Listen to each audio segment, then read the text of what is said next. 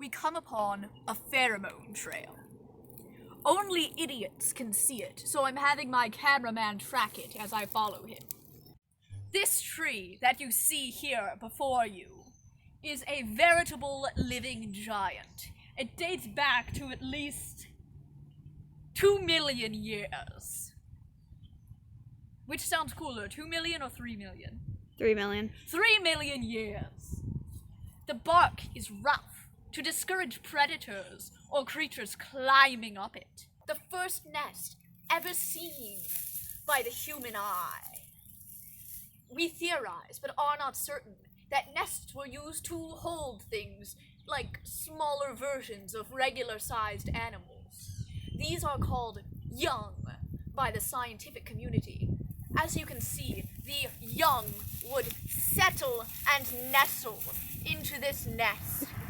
They would treat it as their little house and would live here until the mother would come back and feed them, so that someday they may graduate from youthhood and rise up to become bigger versions of their current selves.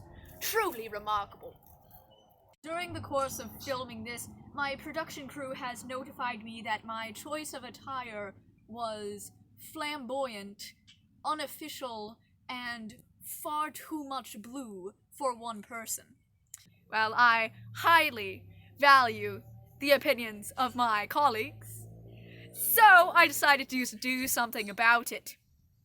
Where did I get such a magnificent change of attire in these woods, you may ask? The answer may surprise you. These berries contain a paralyzing nerve agent, so I slipped 1 or 2 of them into a certain cabin of a fellow researcher who's been bothering me lately. Moving on. Yes, we've discovered a mysterious burrow. What creature could possibly live in here? Something small and quick that needs protection during the dark, cold nights, or a bit of isolation during the heat of the day. Let's take a closer look. Hello in there! Hello! An ancient burial ground. Superstition has it that anyone who stands here for more than 2 seconds will be struck down by lightning. Fortunately for us, I'm lying down. Behold, baboonic writing. Little known to modern man, baboons have been inventing and using languages for millennia. In fact, every baby baboon is murdered by its family if it does not produce a new language within 2 weeks of its birth. Here, at the very top of the inscriptions, you can clearly read, "I hate my father." A little ways down, and we see some cobwebs, reminiscent perhaps of a bridal veil. This appears to be the story of a beautiful wedding.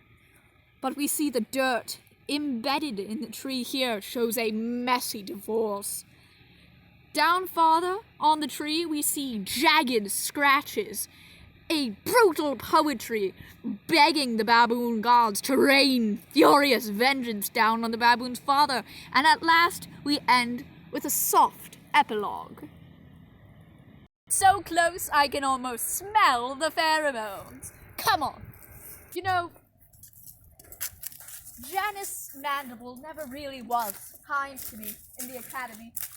In fact, she often went out of her way to harass and annoy me, saying such things as, "Why all the blue clothes?" and "I thought you weren't a marine biologist." Well, looks like I have had the last laugh. Not that I bear any personal grudge against her. It's just that I hate her very essence. The forest here is lush with moss, soft carpet for young feet. It is steep, too, difficult for predators and even seasoned explorers like myself to access.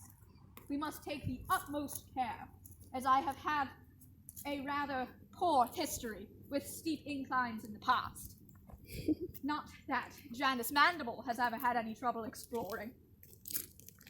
The world just seems to revolve around Janice Mandible, but not today. Not today. Janice is comatose in her cabin and I'm finding the pheromones. Notice how, as we approach, she remains completely motionless. This is a form of defense against less astute predators. After hours of lying motionless in the bush, we've been able to get this close-up look at this majestic creature. Look at how she vibrates to collect the warmth of the sun. She sits quiet and still, waiting, perhaps, for a mate. Or could the pheromones be for some other purpose? But look, it appears we have agitated the creature. And she's off like a shot, leaving behind one perfectly round egg. The pheromones, after all, were not to attract a new mate, but to call out to one who had been lost so many years ago. Now the creature and her egg must fend for themselves in this harsh but beautiful jungle. Whole pheromone trail, an egg, a new species. I'd like to see Janice top that. Oh dear.